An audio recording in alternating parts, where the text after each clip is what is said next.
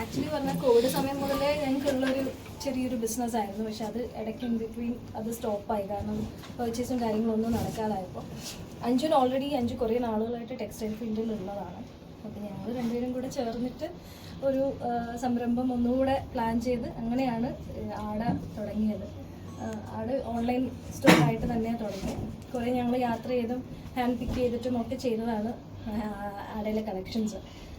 ഇപ്പോൾ അതിൻ്റെ ഒരു ഫിസിക്കൽ സ്റ്റോർ ഇവിടെ ഡീൻ ടൗൺ എന്ന് പറയുന്ന മൾട്ടി ബ്രാൻഡ് സ്റ്റോറിൽ ഇവർ നമ്മൾ അപ്രോച്ച് ചെയ്തപ്പോൾ നമുക്ക് തോന്നുന്നു നല്ല കാര്യം. കാരണം ഞങ്ങളോട് എല്ലാവരും ചോദിക്കാറുണ്ട്, സാരീസ് നേരിട്ട് കണ്ട് പർച്ചേസ് ചെയ്യാനുള്ള ഒരു സ്പേസ് നിങ്ങൾ തുടങ്ങുന്നുണ്ടോ, സ്റ്റോർ ഉണ്ടോ എന്നൊക്കെ.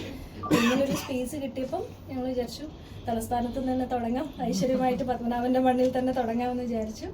അപ്പോൾ അങ്ങനെ അന്ന് അതുപോലെ തന്നെ വളരെ ലക്കിയാണ്. കാരണം രാധി ചേച്ചി കിട്ടി എന്നുള്ളത്, ചേച്ചി തന്നെ ചെയ്തു എന്നുള്ളതിലും താങ്ക് യു. അപ്പോൾ ഇതാണ് ആട.